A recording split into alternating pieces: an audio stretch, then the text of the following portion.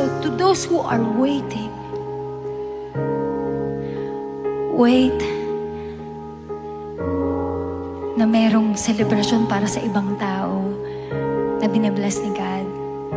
And it's okay to have that holy jealousy. God, ako din sana. Pero kung hindi, Panginoon, you know best. And I know that you got me. While you're waiting, idulog mo sa Panginoon yung puso mo. God, i-shake mo yung mga bagay na hindi na dapat nandito. Na nagiging pabigat doon sa destination ko. Let God prune you, shape you into His image while you're waiting. Let Him.